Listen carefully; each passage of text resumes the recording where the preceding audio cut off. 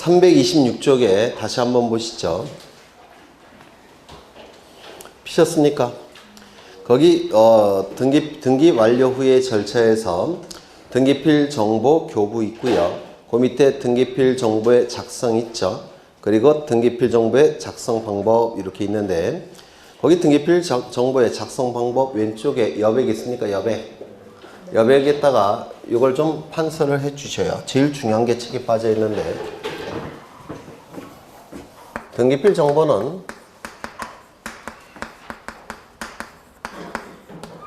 일련 번호와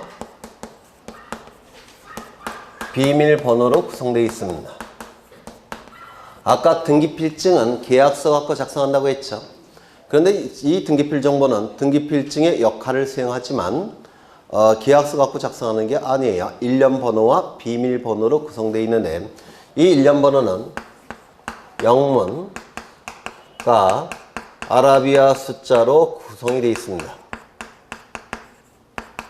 그래서 영문과 아라비아 숫자를 조합한 12개로 구성이 되어 있어요. 12개, 12자리로.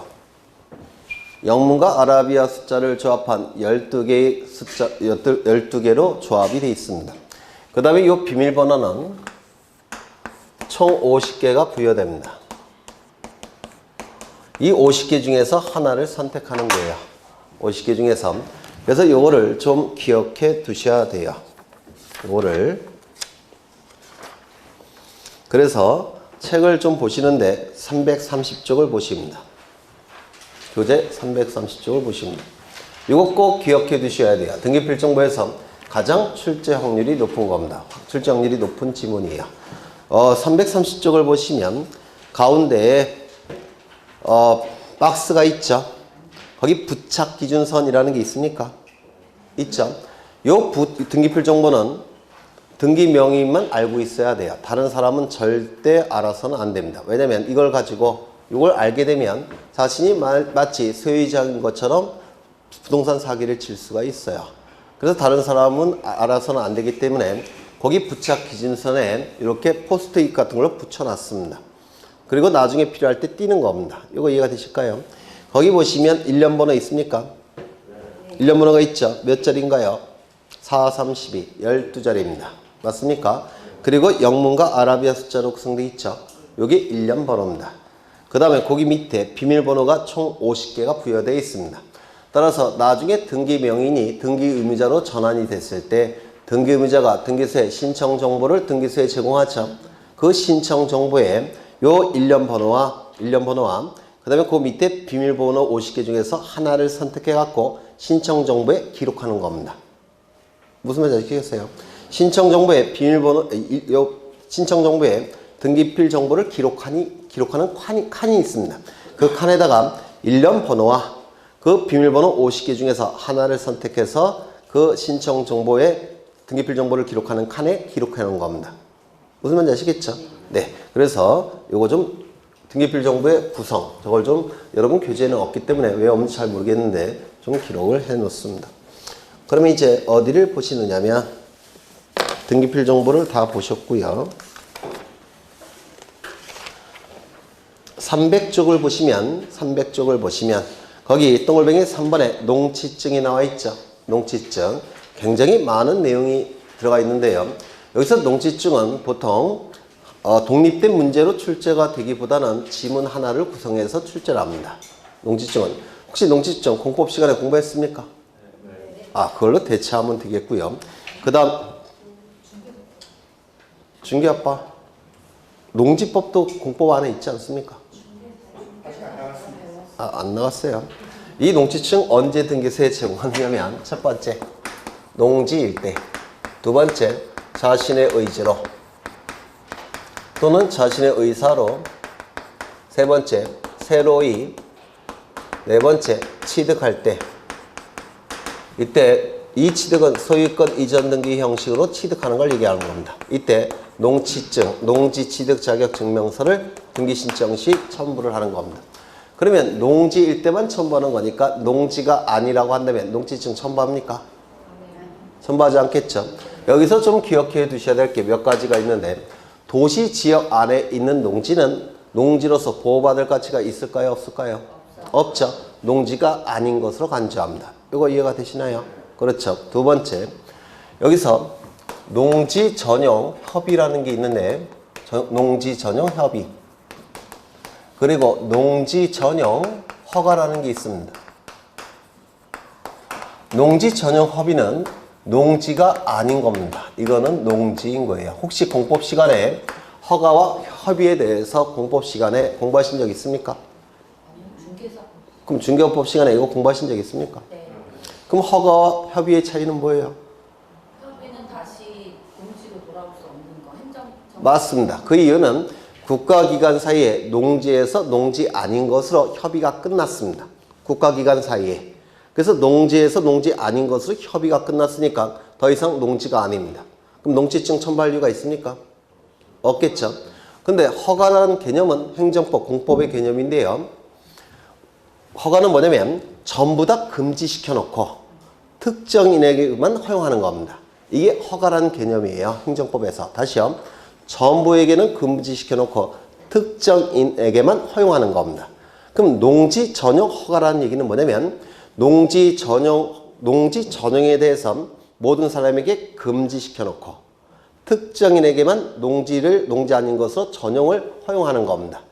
그러면 전부에게 농지 전용을 금지시켜 놨으니까 전용이 안 된다는 뜻이죠. 그리고 특정인만 농지 아닌 것으로 한다는 것이죠. 그럼 이거 농지입니까 아닙니까? 네, 다시요. 이 허가라는 개념이 원칙은 모든 자에게 금지시키는 겁니다. 모든 자에게 금지를 시켜요. 그런데 특정인에게만 예외적으로 특정인에게만 허용을 하는 겁니다. 특정인에게만. 그러면 대한민국 사람이 5천만 명인데 4,999만 9,099명은 전용을 금지시키는 겁니다. 그러니까 한 사람에게만 허용을 하는 거예요. 그러면 농지에서 농지 아닌 것으로 전용시키는데 이걸 기준으로 하는 겁니까? 이걸 기준으로 하는 겁니까? 원칙이 이거라고 했잖아요. 그럼 농지에서 농지 아닌 것으로 전용하는 것이 금지되어 있으니까 농지입니까? 아닙니까? 농지예요. 따라서 농지증 첨부할까요? 안 할까요? 하겠죠. 이건 이제 공법상의, 행정법상의 개념이에요. 모든 사람에게는 다 금지시켜놓고 특정인에게만 허용하는 겁니다. 그러면 농지에서 농지 아닌 것으로 전용하는데 모든 사람에게는 어떻게 한다고요? 금지. 한 사람에게는 허용. 그러면 한 사람에게는 농지 아닌 것으로 돼버리죠. 근데 그 한 사람을 제외한 모든 사람에게는 여전히 농지죠. 이거 이해가 되셔요? 그럼 이걸 기준으로 해야 되니까 농지인 겁니다. 농지 전용이 금지됐으니까. 이게 행정법상의 개념이어서 공법 시간에 공부하는 게 맞는데요. 하셨는지 안 하셨는지 모르겠어요. 그 다음에 여기서 자신의 의지로 취득을 할 때만 농지증을 첨부하는 겁니다. 그럼 법률 규정에 의해서 취득한다면 이거는 자신의 의지로 취득하는 게 아니죠. 농지증 첨부할까요? 안 할까요? 자신의 의지로 취득할 때는 농지증을 첨부하는 것이고 자신의 의지가 아닌 법률 규정에 의해서 취득할 때는 농지증을 첨부하지 않는 겁니다. 무슨 말인지 아시겠죠? 그 다음에 새로이 취득할 때만 농지증을 첨부합니다. 그렇다면 공유 상태에서 공유물을 분할할 때는 새롭게 취득하는 겁니까? 아니면 지분을 현물로 취득하는 겁니까? 공유물 분할할 때 새롭게 취득하는 거예요? 아니에요? 아니, 부동산이 이렇게 있을 때 갑이 2분의 1, 을이 2분의 1인데 둘이 협의를 통해서 이쪽은 갑이 갖기로 하고 이쪽은 을이 갖기로 했다는 겁니다. 그러면 요건 갑은 새롭게 취득하는 겁니까? 지분을 현물로 변용시켜서 갖고 있는 겁니까? 현물로 변용시킨 거죠. 새롭게 취득하는 게 아닙니다. 맞아요. 취득한다는 얘기는 없었다가 생기는 게 취득이에요. 옛날에 여전히 지분을 갖고 있었죠. 근데 분할을 하면 현물로 그걸 바꿔서 갖고 있는 거죠. 새롭게 취득하는 겁니까? 아닙니까? 공유물 분할은? 아니겠죠. 농지증 첨부할까요? 안 할까요? 안 하겠죠. 이해가 되셔요? 공법이나 중개법 시간에 했다면서요? 네. 소유권 이전 등기 형식으로 취득할 때만 농지증을 첨부하는 겁니다. 다른 등기를 통해서 취득할 때 농지증 첨부하지 않을 겁니다. 그래서 그 표에 있는 거 다 외워봤자 의미 없습니다. 이것만 있는 게 아니니까. 그래서 출제가 됐을 때 농지증 첨부하는 경우, 첨부하지 않는 경우 이거 갖고 골라내시는 거예요. 이게 더 낫습니다. 그 다음에 거기 5번에 보시면 토지거래 허가라고 나와 있죠. 이 토지거래 허가는 첫 번째 유상일 때, 두 번째 계약이나 예약일 때, 등기원인이 계약이나 예약일 때, 세 번째 소유권에 관한 등기이거나 또는 지상권에 관한 등기를 신청할 때, 이때 토지거래 허가서 또는 토지거래 허가 정보를 등기 신청 시 첨부하는 겁니다. 요 세 가지를 외우셔야 돼요. 이 예약은 미리 예자에 계약할 때 약자를 쓰는 겁니다. 혹시 민법에서 예약 공부하셨습니까? 네, 했죠. 미리 체결한 계약을 예약이라고 불러요. 그래서 이 예약은 계약 안에 포함되는 개념입니다. 그런데 제가 별도로 이렇게 언급한 이유는 보통 예약을 체결하면 가등기를 합니다. 그래서 가등기를 포함시키기 위해서 예약을 따로 쓴 거예요. 그래서 첫 번째 유상일까, 두 번째 계약이나 예약일 것, 세 번째 소유권 등기나 지상권 등기를 신청할 것. 여기에 가등기가 포함되니까 소유권에 관한 가등기, 지상권에 관한 가등기도 포함이 되는 겁니다. 이때만 토지거래 허가서를 첨부하는 겁니다.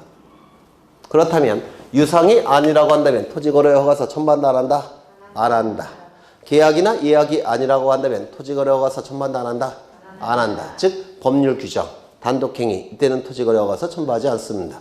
그 다음에 소유권에 관한 등기거나 지상권에 관한 등기 또는 가등기가 아닐 때는 토지거래 허가서 첨부한다 안 한다? 안 한다. 하나 더. 여기는 토지거래 허가구역으로 지정된 시점입니다. 그리고 이 시점은 토지거래 허가구역에서 해제된 시점이에요. 그러면 토지거래 허가 기간일 때는 이때겠죠. 이것도 민법에서 공부하셨어야 될 건데 민법에서 설명이 됐을 텐데 여기는 토지거래 허가구역으로 지정된 시점, 여기는 토지거래 허가구역에서 해제된 시점입니다. 이때 이 기간 동안에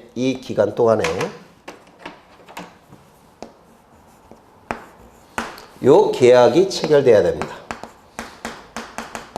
그리고 이 기간 동안에 등기가 신청이 되어야 돼요.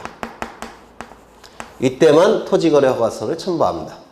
토지거래 허가 기간일 때 계약도 체결돼야 되고 토지거래 허가 구역일 때 그때 등기가 신청이 돼야 돼요.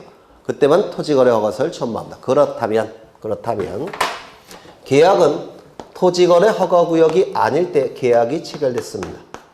그런데 등기를 신청할 때는 토지거래 허가구역이 됐어요. 그러면 이때는 토지거래 허가서 첨부할까요? 안 할까요? 네? 어려우셔요. 토지거래 허가구역일 때 계약이 체결돼야 되고 토지거래 허가구역일 때 등기가 신청이 돼야 됩니다. 두 개 다 토지거래 허가구역일 때 이루어져야 돼요. 그게 요건입니다. 대법원 판례가 요구하는 요건이에요. 그러면 계약은 토지거래 허가구역이 아닐 때 계약을 체결했다는 겁니다. 그런데 계약을 체결할 때와 등기 신청할 때는 시간의 텀이 있죠. 계약을 체결할 때는 토지거래 허가구역이 아닌데 등기를 신청할 때는 토지거래 허가구역이 됐다는 겁니다. 토지거래 허가서 첨부할까요? 안 할까요? 안 할 겁니다. 맞아요. 그러면 계약을 체결할 때는 토지거래 허가구역이었습니다. 그런데 등기를 신청할 때는 토지거래 허가구역이 아니에요. 그러면 이 경우에도 토지거래 허가서 첨부할까요? 안 할까요? 안 할 겁니다. 이게 대법원 판례고요. 민법에서 단골로 출제되는 부분입니다. 되셨을까요? 그렇다면 그 밑에 표를 보겠습니다. 이거 외워봤자 못 외워요. 이거 다 외운다고 하더라도 이거 이외에 다른 게 출제가 될 수가 있습니다. 그래서 이런 거 두 문자 따서 외우시면 안 됩니다. 이걸 외우셔야 돼요. 그러면 하나씩 보죠. 허가 대상이 아닌 거 보시면 될 거예요. 오른쪽에 무상계약. 유상일 때만 토지거래 허가서 첨부한다고 했죠. 맞아요. 따라서 증여계약, 지료가 없는 지상권 설정계약, 지상권 이전계약 이런 것들은 지료가 없다고 했으니까 무상이죠. 토지거래 허가서 첨부합니까? 안 합니까? 안 할 겁니다. 이거 이해가 되셔요? 두 번째, 상소, 포괄 유증, 그 다음에 진정명의 회복, 그 다음에 시어치도. 먼저 상속. 계약입니까? 아닙니까? 아니죠. 상속은 법률 규정이죠. 토지거래와 와서 첨부하지 않습니다. 그 다음에 포괄 유증. 민법에서 하셨을 텐데 단독행위입니다. 단독행위. 계약이 아니에요. 토지거래와 와서 첨부하지 않을 겁니다. 진정명의회법. 법률 규정입니다. 187조예요. 토지거래와 와서 첨부하지 않을 겁니다. 시어치도 245조 법률 규정입니다. 토지거래와 와서 첨부하지 않습니다. 3. 디귿의 전세권, 지역권, 저당권, 임차권 이런 건 토지거래와 와서 첨부하지 않죠. 소유권에 관한 등기, 지상권에 관한 등기, 소유권에 관한 가등기, 지상권에 관한 가등기 신청할 때만 토지거래와 와서 첨부합니다. 그 다음에 가등기에 의한 본등기. 이건 좀 오류가 있는데요. 소유권에 관한 가등기, 지상권에 관한 가등기 신청할 때는 토지거래와 와서 첨부합니까? 네. 첨부하죠. 그러면 전세권에 관한 가등기, 임차권에 관한 가등기, 토지거래와 와서 첨부하겠습니까? 첨부하지 않겠죠. 여기서 의미하는 것은 소유권에 관한 가등기, 지상권에 관한 가등기예요. 그때는 토지거래와 와서 첨부하죠. 그러면 가등기 신청할 때 첨부했으니까 본등기 신청할 때는 첨부할 이유가 없죠. 두 장을 첨부할 이유는 없으니까. 맞아요. 그래서 여기서 가등기라는 문구는 책이 좀 잘못된 건데 소유권에 관한 가등기와 지상권에 관한 가등기만을 얘기한 겁니다. 뭔 말인지 아시겠죠? 네. 그 다음에 허가구역 지정 이전에 계약을 체결했다면 허가구역 지정 후 등기를 신청할 때 토지거래와 와서 첨부합니까? 이거 아닙니까? 이거. 계약을 체결할 때 토지거래 허가구역인데 등기를 신청할 때는 토지거래 허가구역에서 해제가 됐다면 토지거래와 와서 첨부합니까? 이건 민법에서도 출제될 확률이 높아요. 좀 기억해 두시고요. 그래서 이런 것들은 외우시는 게 아니라 이걸 외워서 대입을 하는 겁니다. 이거 외워달라고 넉 달 동안 끊임없이 제가 얘기했었죠. 네. 그 다음에 오른쪽을 네, 쭉 넘어가겠습니다. 어디를 보시냐면 나머지는 보실 필요 없고요. 7번을 보겠습니다. 302쪽에 신청인의 주소를 증명하는 정보. 이것 좀 보겠습니다. 여기에 이러한 부동산이 있고 소유자는 갑입니다. 갑이 소유권자인데요.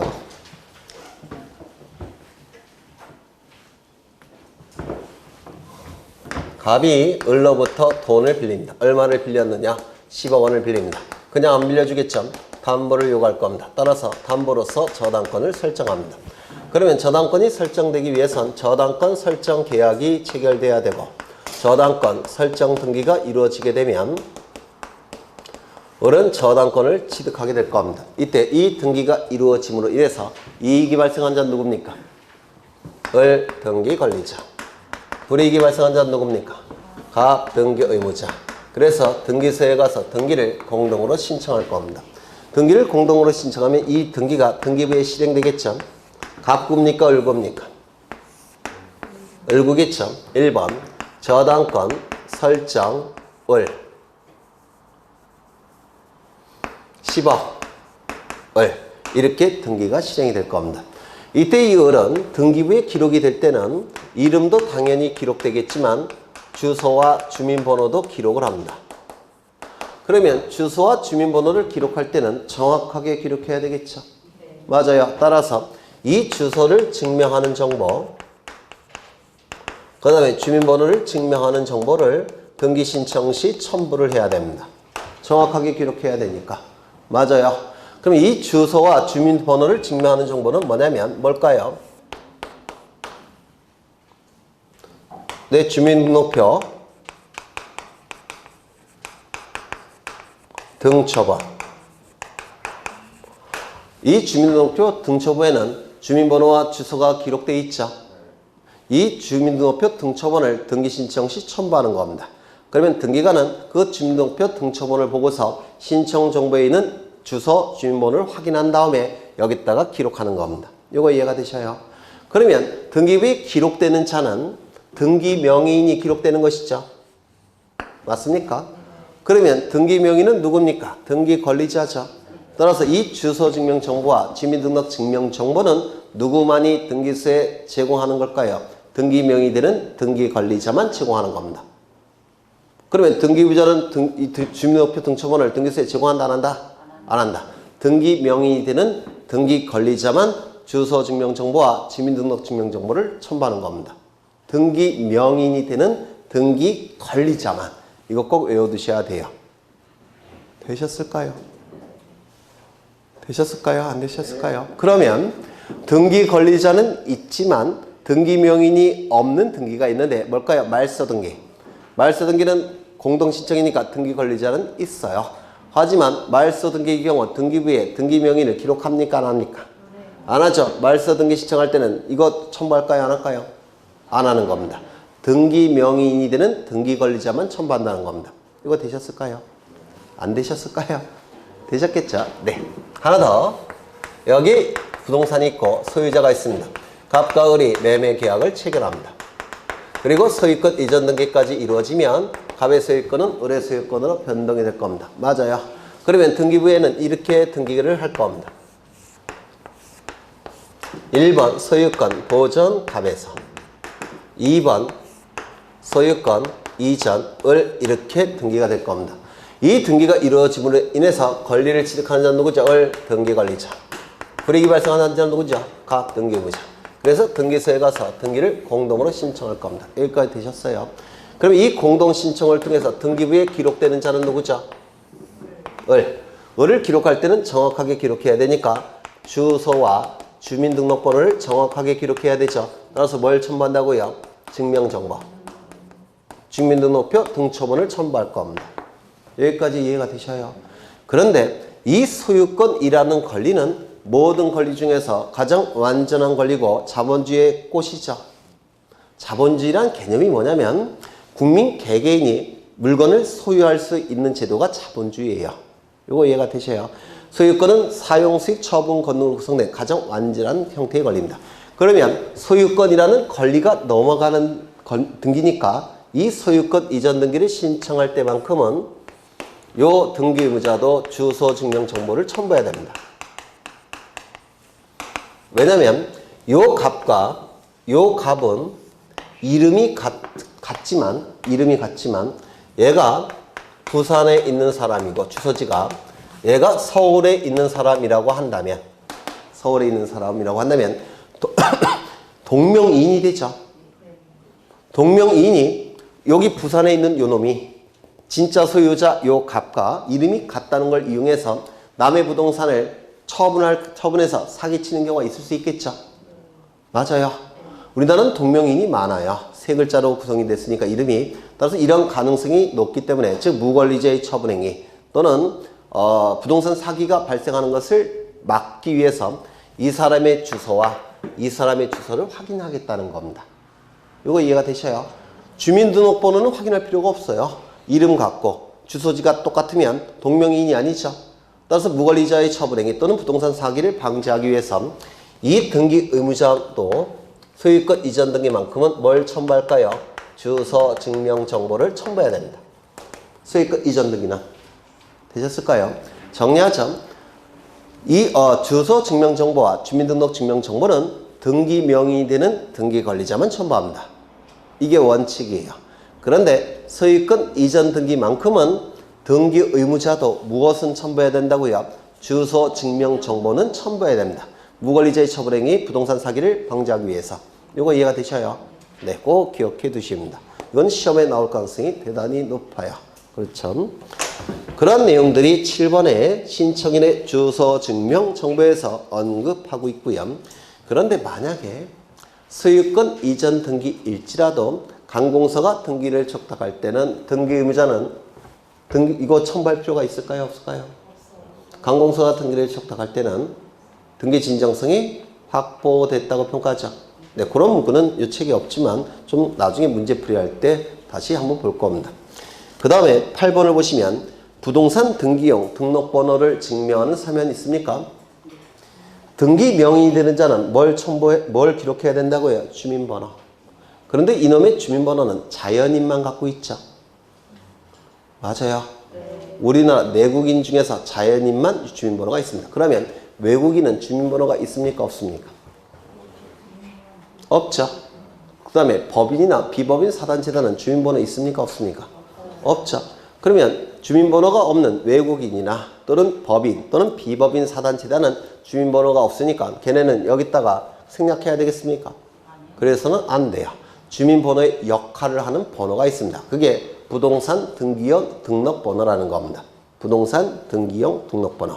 그러면 여기에 부동산 등기형 등록번호를 기록해야 되니까 주민번호가 없는 자들은 부동산 등기형 등록번호를 기록해야 되니까 이것을 증명하는 서류를 제출해야 되겠죠. 맞아요. 그게 뭐냐면 한 페이지 넘겨보시면 304쪽에 거기 부동산 등기형 등록번호의 부여 절차 나와 있습니까? 이거 외우셔야 돼요. 이거는 어쩔 수 없습니다. 그냥 외우셔야 됩니다. 출제가 되고 있으니까. 네. 이건 논리가 있는 게 사실 논리는 있는데 여러분 시험 범위에 없기 때문에 그걸 설명드리면 더 머리가 아파요. 그냥 외워두시는 게 낫습니다. 그 다음에 이제 인감증명서를 볼 겁니다. 인감증명서.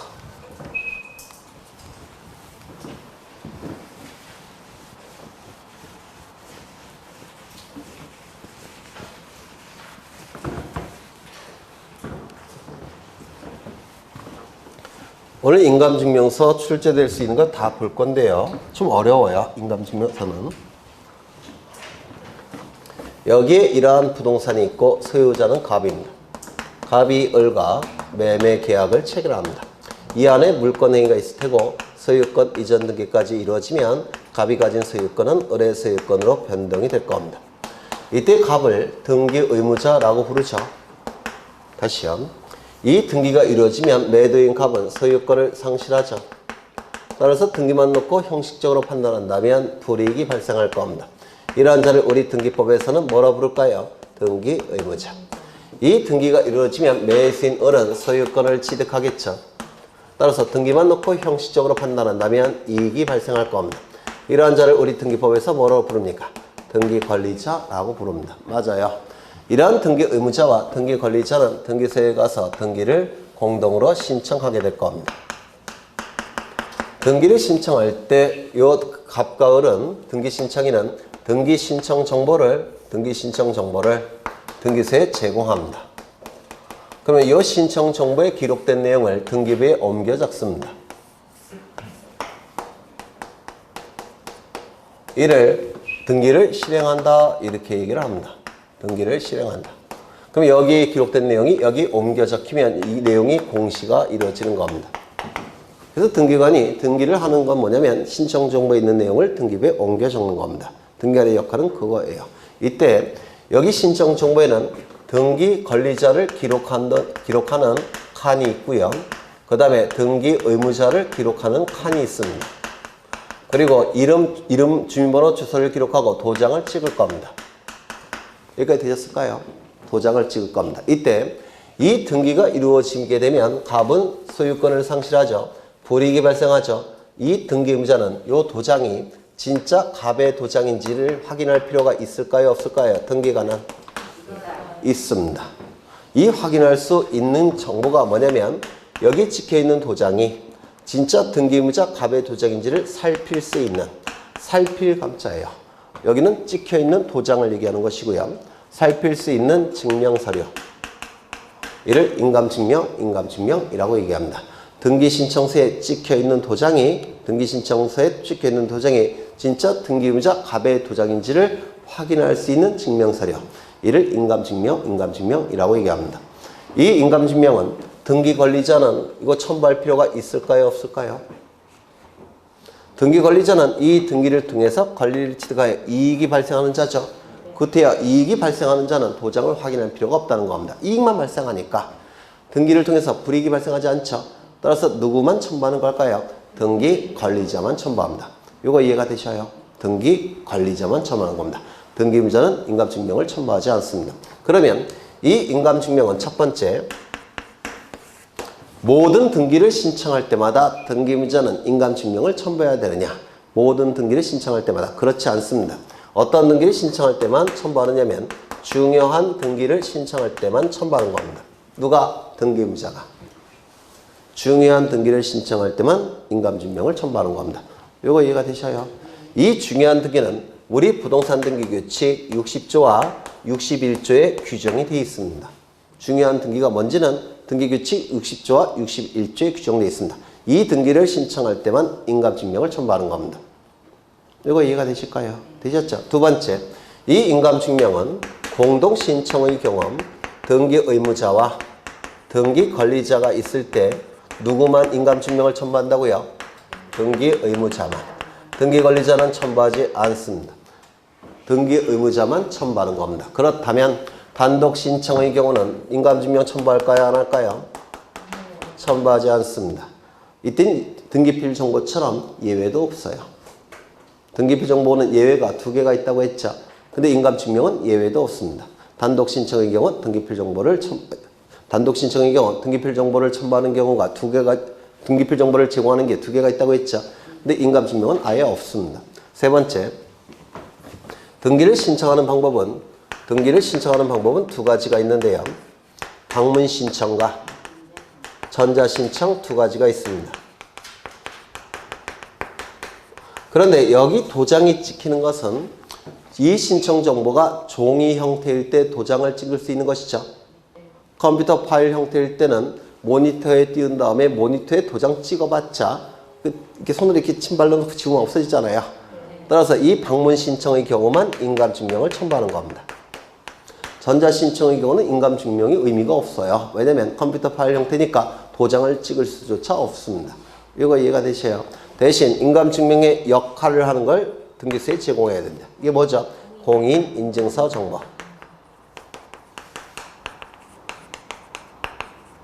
공인인증서 정보. 되셨을까요? 그렇죠. 그래서 방문 신청은 인감증명, 전자 신청은 공인인증서 정보입니다. 그 다음에 네 번째. 그러면 관공서가 등기를 촉탁할 때는 인감증명을 첨부할 필요가 있을까요? 없을까요? 관공서가 등기를 촉탁할 때는 등기의 진정성이 확보가 됐다고 평가하니까 단독 촉탁이 원칙이에요. 단독 촉탁의 경우는 인감증명 첨부하지 않습니다. 등기의 진정성이 확보가 됐으니까 관공서가 여기 도장을 거짓으로 찍을 이유가 있습니까? 없죠. 따라서 인감증명을 첨부하지 않습니다. 다섯 번째, 도장을 찍으면 인감증명 첨부하겠지만 사인을 하는 경우도 있어요. 이름 쓰고 사인. 이게 보편화됐죠. 그러면 사인을 했다면 인감증명이라는 건 의미가 없죠. 맞아요.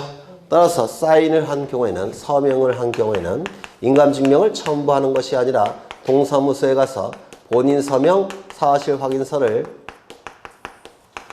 인감증명 대신 첨부하는 겁니다. 본인 서명 사실 확인서를.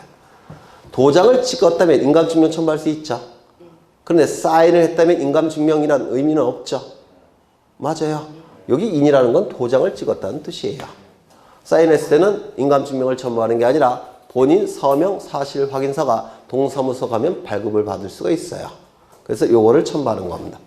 이런 것들이 일반적으로 인감증명과 관련해서 출제되는 내용들입니다. 이때 요걸 좀 더 보셔야 되는데 중요한 등기는 뭐가 있느냐? 여러 가지가 있는데요. 첫 번째, 소유권의 뭐죠? 등기 명의인이 등기 의무자와 같은 사람일 때 이 등기의무자가 인감증명을 첨부하는 겁니다. 이거 꼭 외워두셔야 돼요. 이거는 응용이 돼서 출제될 수가 있어요. 소유권의 등기 명의인이 등기 의무자일 때 등기 의무자는 인감증명을 첨부하는 겁니다. 예를 들어서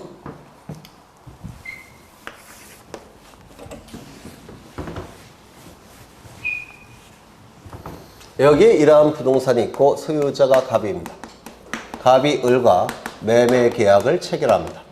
소유권 이전 등기까지 이루어지면 갑이 가진 소유권은 을의 소유권으로 변동이 되죠. 이 등기가 이루어짐으로 인해서 불이익이 발생한 자는 누굽니까? 갑 등기 의무자. 이익이 발생한 자는 누굽니까? 을 등기 권리자. 이렇게 등기소에 가서 등기를 신청하는 거 맞죠? 이때 요 등기를 신청할 때 소유권의 등기 명의인은 누가 갖고 있습니까?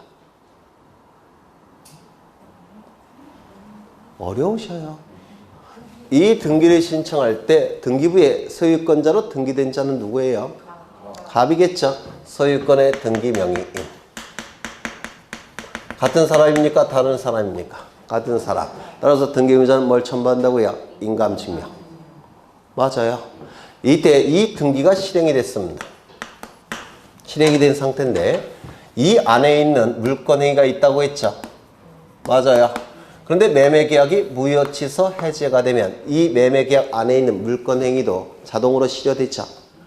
그러면 물권행위가 실효됐으니까 소유권 변동은 없는 상태로 복귀하죠. 맞아요. 그러면 소유권은 누구에게 복귀가 됩니까? 갑에게. 그러면 이 등기는 갑의 소유권을 침해하는 등기니까 말소가 돼야 될 겁니다. 맞아요. 이 등기가 말소됨으로 인해서 불이익이 발생한 자는 누굽니까?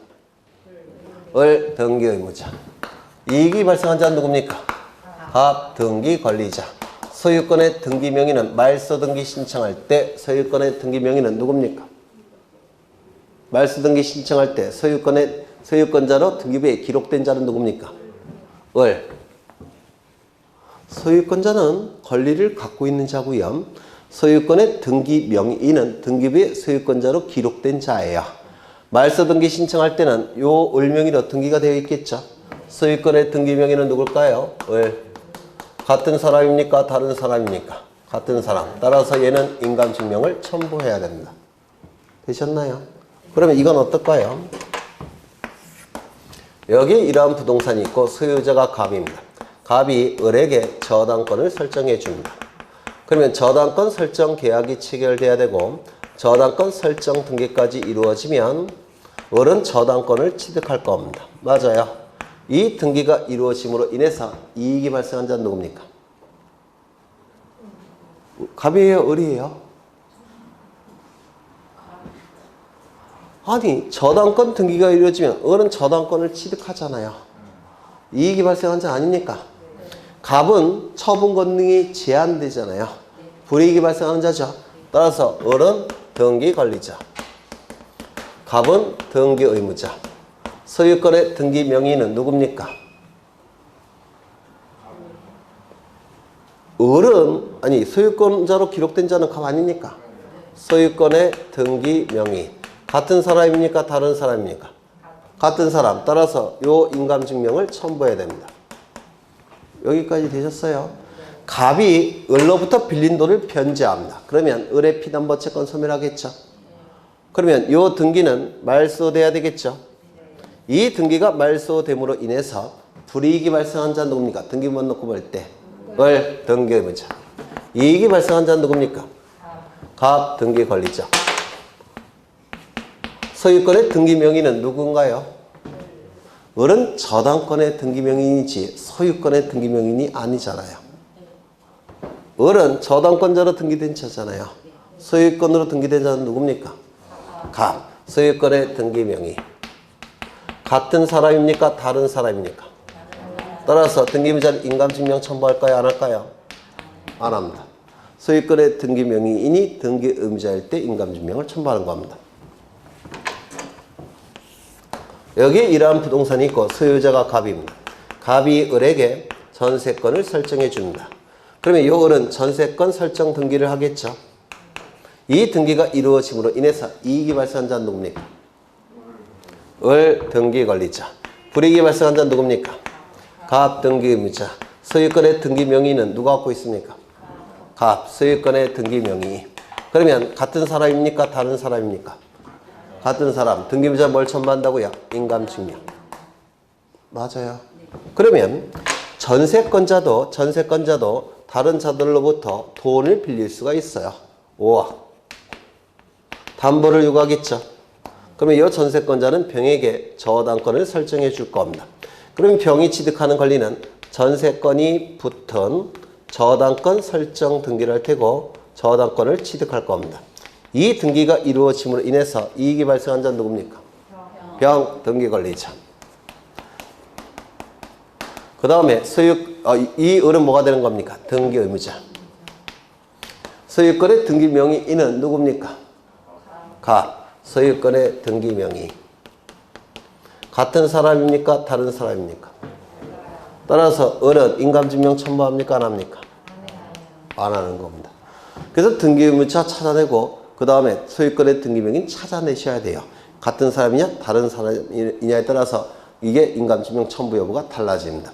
그래서 이런 것들은 응용돼서 출제가 될 수가 있어요. 이런 것들은 사실 이게 쉬운 문제인데 수험생분들은 어려워하시더라고요. 이게 이해가 안 되시면 못 찾아야 되는 거니까 민법 지식이 너무 약한 겁니다. 이거 되셨을까요? 하나만 더 보죠. 여기 이러한 부동산이 있고 소유자가 갑입니다. 갑이 을에게 소유권에 관한 가등기를 해주고자 합니다. 이 등기가 이루어짐으로 인해서 이익이 발생한 자는 누굽니까? 을 등기 권리자. 불이익이 발생한 자는 누구죠? 갑 등기 의무자. 소유권의 등기 명의는 누굽니까? 소유권의 등기 명의. 같은 사람입니까? 다른 사람입니까? 달라요. 둘 다 갑이잖아요. 갑은 뭘 첨부한다고요? 인감증명. 되셨나요? 이때 이 가등기 권리가 말소가 되더라는 겁니다. 이 등기가 말소됨으로 인해서 불이익이 발생한 자는 누굽니까? 을 등기 의무자. 이익이 발생한 자는 누굽니까? 갑 등기 권리자. 그래서 공동으로 신청하겠죠. 소유권의 등기 명의인은 누굽니까? 을은 가등기 명인이지 등기 명인이 아니에요.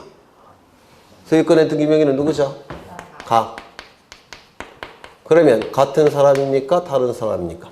다른 사람. 그러면 원칙에 입각한다면 인감증명 첨부할 필요가 없겠죠? 맞아요. 그런데 문제는 뭐냐면 이 소유권에 관한 가등기는 본등기를 취득하게 되면 본등기를 하게 되면 소유권을 취득할 수 있는 기대권을 가지고 있는 아주 중요한 재산적 권리입니다. 아주 중요한 재산적 권리예요. 따라서 이 등기 의무자가 등기소에 가서 등기를 신청할 때는 이 을의 도장을 예외적으로 확인할 필요가 있습니다. 따라서 소유권에 관한 가등기, 말소등기를 신청할 때만큼은 가등기 명의는 인감증명을 첨부해야 됩니다. 아주 중요한 재산적 권리이기 때문에 그래요. 이게 두 번째입니다. 소유권에 관한 가등기, 말소등기를 신청할 때는 예외적으로 가등기 명인의 인감증명을 첨부합니다. 소유권에 관한 등기 명인이 등기 의무자가 아닐지라도 예외적으로. 이거 꼭 기억하셔야 돼요. 그러면 소유권에 관한 가등기가 아니라 전세권에 관한 가등기, 지상권에 관한 가등기, 저당권에 관한 가등기, 임차권에 관한 가등기를 말소 신청할 때는 이때는 가등기 명인의 인감증명 첨부할까요? 안 할까요? 안 합니다. 소유권에 관한 가등기, 말소등기를 신청할 때만 예외적으로 인감증명을 첨부하는 겁니다. 이게 두 번째예요. 소유권에 관한 가등기 명인이 가등기를 말소 신청할 때는 뭘 첨부한다고요? 인감증명. 되셨나요? 세 번째. 아까 등기필 정보가 없어졌을 때는 등기필 정보의 역할을 하는 게 있다고 했죠? 맞아요. 세 가지가 있었는데 첫 번째 확인조서 플러스 인감증명, 두 번째 위임 확인정보 플러스 인감증명, 세 번째 공중정보 플러스 인감증명. 그게 세 번째입니다. 되셨나요? 되셨죠? 그 다음에 이제 네 번째를 보셔야 되는데 네 번째가 좀 어려우실 텐데 한 번쯤이요. 네 번째. 네 번째를 보겠습니다.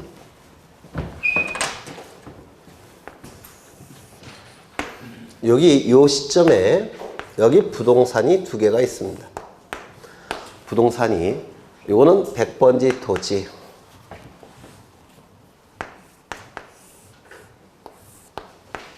여기는 100번지 토지, 101번지 토지. 여기는 40제곱미터, 여기는 50제곱미터. 40제곱미터, 50제곱미터예요. 이때 100번지 토지는 갑소유 토지고요. 101번지 토지도 갑소유 토지입니다. 갑은 지적소관청에 가서 합병 신청할 수 있을까요? 없을까요? 있을까요? 없을까요? 있겠죠. 소유자가 같으니까. 맞아요. 그래서 합병을 신청합니다. 그러면 다른 요건을 충족한다면 지적소관청은 합병 처분을 해줄 겁니다. 맞아요. 맞죠? 그런데 지적공부에서 합병이 됐다고 해서 한 필지가 완성되는 게 아닙니다. 등기부상에서도 합병이 돼야 돼요. 맞아요. 토지는 합필등기라는 용어를 쓰고요. 건물은 합병 등기라는 용어를 씁니다. 그래서 지적 공부에서 합병이 됐다고 해서 분필지가 완성되는 건 아닙니다. 요 시점에는 합필 등기를 신청할 겁니다. 토지라고 한다면 합필 등기를 신청할 겁니다. 맞아요. 그렇죠. 그런데 합병 처분이 난 시점과 합필 등기를 신청하는 시점 사이에는 시간적인 갭이 존재합니다. 맞아요. 이때 중간에 100번지, 101번지고 여기는 40제곱미터고 여기는 50제곱미터고 여기는 갑소유, 여기는 갑소유인데 합병 처분 이후 합필 등기 이전에 요 101번지에 대해서 갑이 을에게 소유권 이전 등기를 해줬다는 겁니다. 그럴 수 있겠죠. 그러면 합필 등기를 신청할 때는 이때는 여기는 갑소유고 40제곱미터는 갑소유고 100번지 101번지 토지는 누구 소유가 돼버립니까? 50제곱미터는 을 소유가 돼버리죠. 그러면 이때 등기소에서는 합필 등기 해줄까요? 안 해줄까요? 왜요? 소유자가 다르니까. 맞아요. 이걸 뭐라고 부르죠? 합필 제한 사유라고 불렀죠. 맞아요. 그런데 이때는 합필 등기를 해줍니다.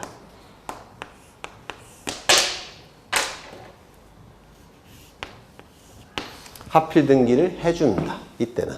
조건이 뭐냐면 합병 처분 이후 합필 등기 이전에 소유자가 달라진 경우에 한해서 여기 등기소는 합필 등기를 해줍니다. 다시요. 합병 처분 이후 합필 등기 이전에 소유자가 달라진 경우에 한해서 합필 등기를 해줍니다. 이때 여기에 A가 저당권 등기가 되어 있다면 A의 동의를 얻어서 합필 등기를 해줍니다. 조건이 뭐라고요? 합병 처분 이후 합필 등기 이전에 소유자가 달라진 경우에는 이해관계인의 승낙서만 있다면 합필 등기를 해줍니다. 이걸 뭐라고 부르냐면 합필 등기 특례 규정이라고 부른다. 합필 특례 규정이라고 불러요. 특별한 예외 규정이라는 겁니다. 그러면 합필 등기를 어떻게 해주느냐면 이렇게 해줍니다. 지금 이 부분은 누구 소유였습니까? 갑소유. 여기는 누구 소유였죠? 을 소유. 이 부분을 지분으로 전환시킵니다. 지분으로. 그러면 갑은 지분 얼마로 할 수 있습니까? 90제곱미터 중에서 40제곱미터니까 얼마로? 9분의 4로. 을은요? 9분의 5로. 즉 공유로 하는 합필 등기를 해줍니다. 조건이 뭐라고요? 합병 처분 이후 합필 등기 이전에 소유자가 달라진 경우에 한해서 이해관계인의 승낙서만 있다면 합필 등기를 해줍니다. 합필 제한 사유의 특례 규정이라고 불러요. 그러면 갑과 을의 입장에서는 이렇게 토지로 갖고 있는 것과 지분으로 갖고 있는 것은 하늘과 땅 차이예요. 토지로 갖고 있다면 자유롭게 거래할 수가 있겠지만 지분으로 갖게 되면 거래가 잘 안 돼요. 맞아요. 대금도 떨어질 테고. 그러면 합필 등기를 신청할 때 갑과 을의 확인이 필요할까요? 필요 없을까요? 너 감수하겠느냐? 라는 확인이 필요하겠죠. 따라서 확인서를 등기 신청 시, 합필 등기 신청 시에 첨부해야 됩니다. 이때는. 이거 이해가 되셔요? 그럼 이 확인서 안에는 갑의 도장과 을의 도장이 찍혀 있을까요? 안 찍혀 있을까요? 찍혀 있습니다. 그러면 이 도장이 진짜 갑과 을의 도장인지를 등기관이 확인할 필요가 있을까요? 없을까요?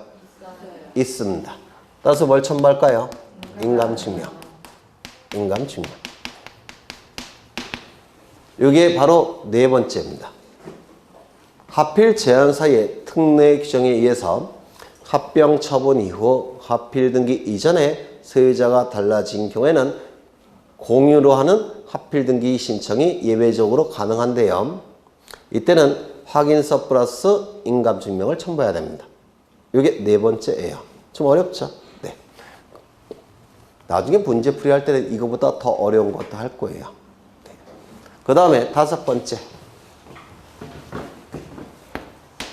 다섯 번째를 보실 건데요. 다섯 번째는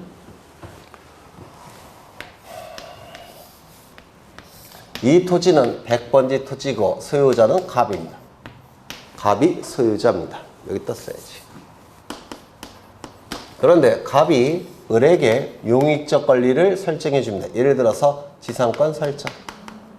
뭐 전세권도 마찬가지예요. 용익적 권리를 만들어 줍니다. 그럴 수 있겠죠. 그런데 이 용익적 권리는 부동산 전부뿐만 아니라 일부도 가능하죠. 이거 이해가 되셔요. 그래서 을은 얼만큼 용익적 권리, 지상권을 가지고 있냐면 이만큼 가지고 있다는 겁니다. 을의 지상권은 한 필지 토지 일부입니다. 100번지 토지 일부에 대해서 을이 지상권, 용익적 권리를 가지고 있는 상태입니다. 담보적 권리는 전부에 일부에 존재할 수 없지만 용익적 권리는 일부에 존재할 수 있죠. 맞아요. 이 상태에서 갑은 자신의 100번지 토지에 대해서 분필 등기를 신청하고자 합니다. 그러면 분필 등기 신청 정보를 등기소에 제공해야 될 겁니다. 맞아요. 그러면 이때 분필 등기 신청 정보에는 어떤 내용이 기록이 되어 있냐면 100번지 토지가 100번지와 100의 1번지로 나눈다는 내용이 기록되어 있을 겁니다.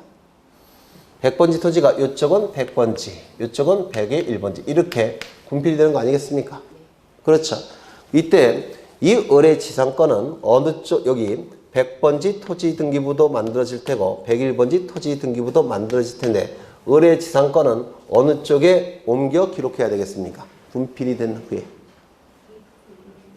써놨잖아요. 100의 1이라고. 맞아요. 그러면 요 을의 지상권은 요쪽 등기부에 기록이 돼야 되겠죠. 여기까지 이해가 되셔요.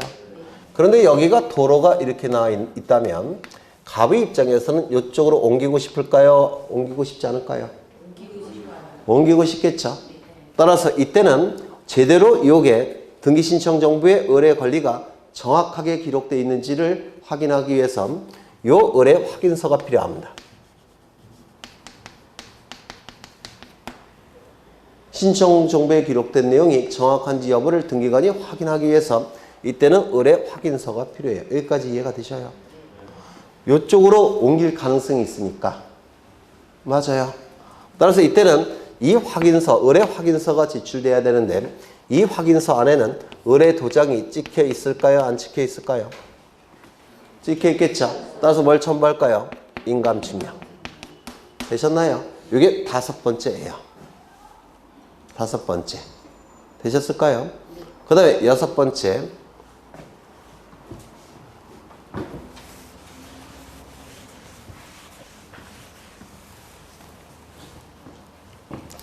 여기 이러한 부동산이 있는데요. 소유자는 갑입니다. 갑이 소유자고요. 갑은 자식들이 셋이 있습니다. A, B, C. 배우자도 있겠지만 배우자는 설명의 편의를 위해서 제가 미리 죽여버렸어요. 상속분이 복잡해져서 배우자는 제가 미리 없앴습니다. 이때 갑이 사망하게 되면 이자를 뭐라 부를까요? 비상속인이라고 부릅니다. 비상속인이 가지고 있는 모든 재산적 권리는 하나도 빠짐없이 포괄해서 상속인들에게 승계가 이루어집니다. 자식들이니까. 이를 뭐라고 부릅니까? 상속이라고 그렇죠. 비상속인이 사망하면 비상속인이 가지고 있는 모든 재산적 권리와 의무는 포괄해서 상속인에게 승계가 되는데 이를 상속이라고 부릅니다. 배우자는 미리 없앴으니까 얘네들은 공평하게 나눠 가셔야 되겠죠. 따라서 3분의 1, 3분의 1, 3분의 1 될 겁니다. 이를 법정 상속분이라고 불러요. 법정 상속분. 그러면 이 ABC가 갑이 사망한 시점에 3분의 1씩 취득할 텐데요. 처분하기 위해서 뭘 거쳐야 됩니까? 등기. 맞아요. 이때 요 상속 등기가 이루어질 텐데 상속으로 인한 소유권 이전 등기가 이루어질 텐데 이 상속으로 인한 소유권 이전 등기는 A 3분의 1, B 3분의 1, C 3분의 1 이렇게 등기가 이루어질 겁니다. 이걸 법정 상속분에 의한 상속등기라고 부릅니다. 되셨나요? 그럼 이 등기가 이루어짐으로 인해서 이익이 발생한 자는 누굽니까? 네? 그게 누구예요? A, B, C 등기 권리자. 이 상속 등기가 이루어짐으로 인해서 불이익이 발생한 자는 누굽니까? 없어요. 맞죠? 갑이 불이익이 발생하는데 갑이 돌아가셨죠. 등기부자가 존재하지 않습니다. 이 등기는 단독 신청일까요? 공동 신청일까요? 단독 신청. 단독 신청을 통해서 등기가 이루어집니다. 이때 상속인 1위는 자신의 지분만에 대해서 상속 등기 신청할 수 있을까요? 없을까요? 네? 없습니다. 불가합니다. 왜냐하면 법정 상속분이 있는 자 전원이 등기부에 나타나야 됩니다. 따라서 상속인 1위는 자신의 지분만에 대해서 상속 등기 신청할 수가 없어요. 원칙은 A, B, C가 같이 등기소에 가서 이 등기를 해야 됩니다.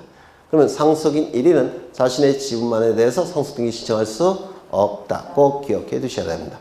그렇다면 상속인 1위는 전원 명의로 상속 등기 신청할 수 있을까요? 없을까요?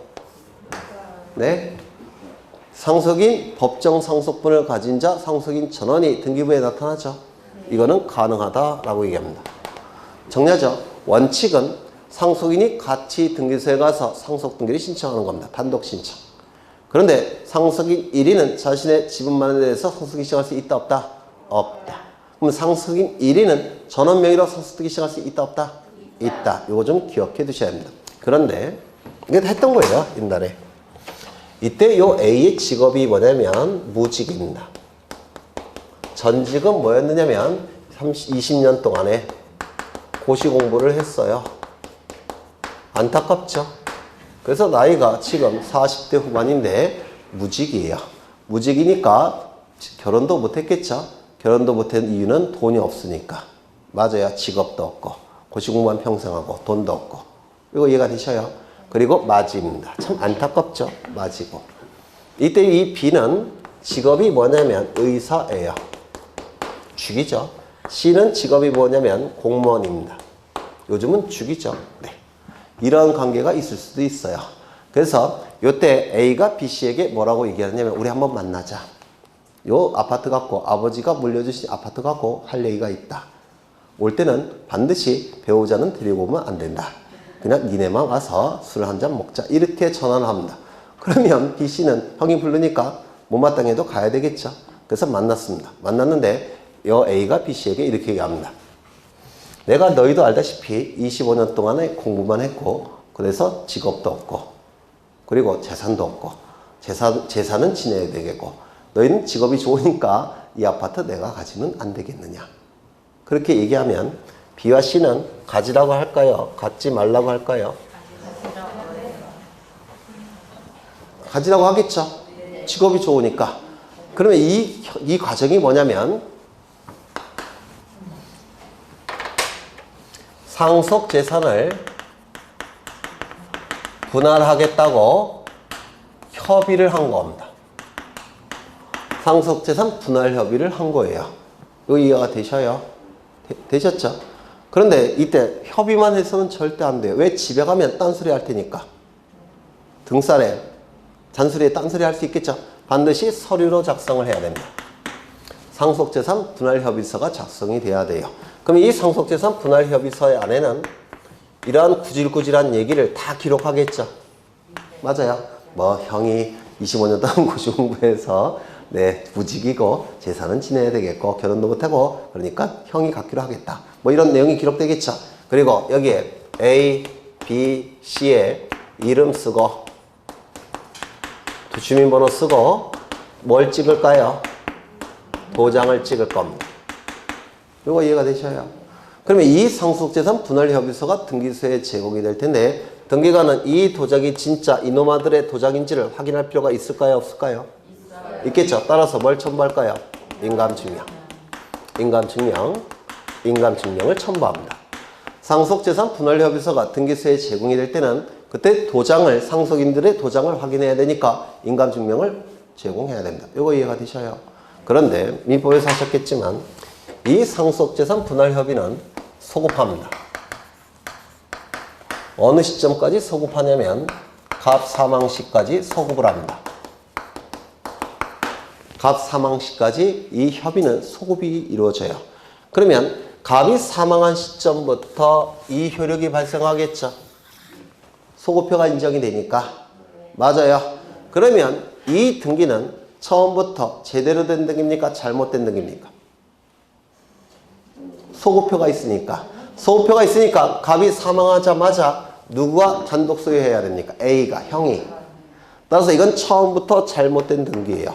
이거 이해가 되셔요? 처음부터 잘못된 등기를 고치는 등기가 뭐죠? 경정등기. 맞아요. 따라서 이 상속재산 분할협의서가 등기소에 제공이 되면 소유권 경정등기가 이루어집니다.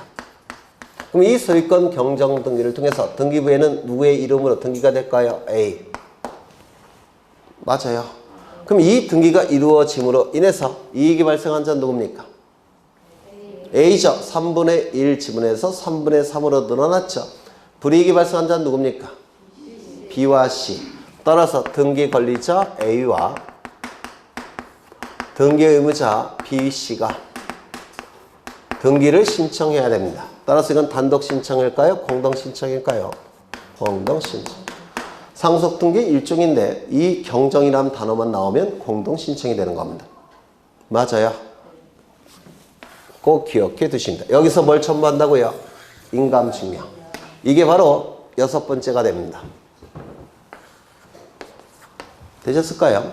그 다음에 7번째.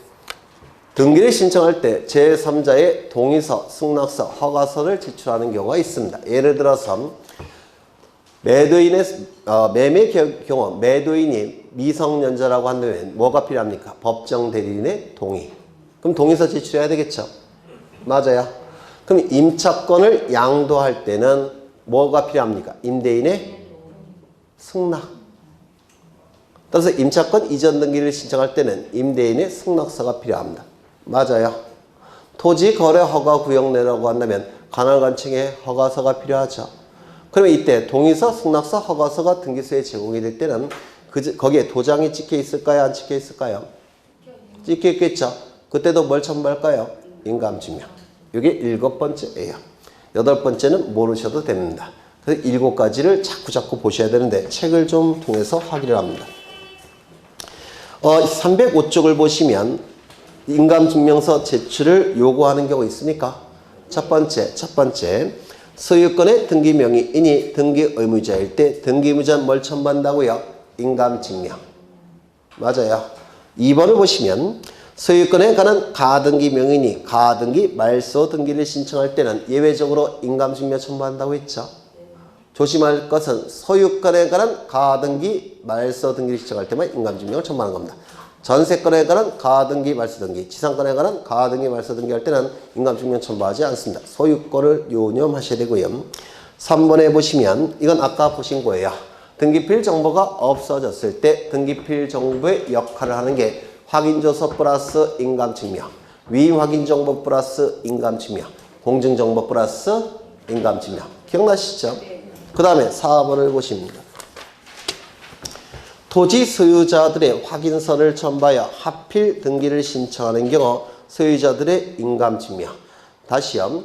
합병 처분 이후 하필 등기 신청 이전에 소유자가 달라진 경우에는 소유자들이 공유로 하는 하필 등기 신청이 예외적으로 가능한데 이때 그 확인서가 첨부될 때 확인서에 찍혀있는 도장을 등기관이 확인해야 된다고 했죠. 그때 그 인감증명. 이거 얼핏 되셨을까요? 그 다음에 5번을 보시면 분필 등기를 신청할 때 그 토지 일부에 대한 용익권자는 어느 쪽 등기부에 기록해야 되는지 이해관계가 엇갈려 있죠. 따라서 분필 등기 신청할 때 용익권자에 뭐가 필요하다고요? 인감증명. 맞아요. 그게 이제 6번이 될 겁니다. 그 다음에 그 다음에 상속재산 분할협의서가 등기소에 제공이 될 때는 상속인 전원의 인감증명. 상속재산 분할협의서가 등기소에 제공이 될 때는 뭘 첨부한다고요? 상속인 전원의 인감증명. 그 다음에 7번 제3자의 동의서, 승낙서, 허가서가 등기소에 제공이 될 때는 그 허가서 안에, 동의서 안에, 승낙서 안에는 도장이 찍혀 있겠죠. 그 제3자의 뭘 첨부한다고요? 인감증명. 이게 어렵게 출제가 되면 이게 출제가 될 수가 있는데요. 이거는 뭐 앞으로도 계속 반복하겠지만 외워봤자 기억 안 나요. 문장이 길기 때문에 두 문자 따도 기억이 안 납니다. 이건 자꾸 보셔야 돼요. 그림 형태로. 네, 앞으로도 반복을 할 겁니다. 그 다음에 3번을 보시면 306쪽에 3번을 보시면 1, 3 및 6에 따라 인감증명을 제출하여야 한 자가 다른 자에게 권리의 처분 권한을 위임한 경우에는 대리인의 인감증명을 첨부한다, 함께 제출한다 이렇게 되어 있는데 어디를 보시냐면 오른쪽을 보시면 제출하여야 할 인감증명이 있습니까? 있죠. 법정 대리인이 등기를 신청한다면 본인은 어떠한 상태일까요? 안 좋은 상태죠. 맞습니까? 그러면 신청 정보에는 본인의 도장이 찍혀 있을까요? 법정 대리인의 도장이 찍혀 있을까요? 법정 대리인의 도장이 찍혀 있을 겁니다. 따라서 누구의 인감증명을 첨부할까요? 법정 대리인. 그러면 이미 대리인이 등기를 신청할 때는 본인은 멀쩡한 상태입니까? 안 좋은 상태입니까? 멀쩡한 상태죠. 그러면 신청 정보에는 본인의 도장이 찍혀 있을까요? 대리인의 도장이 찍혀 있을까요? 본인의 도장. 따라서 이미 대리인의 경우에는 누구의 인감증명을 첨부할까요? 본인의 인감증명을 첨부하는 게 원칙입니다. 이거 이해가 되셔요?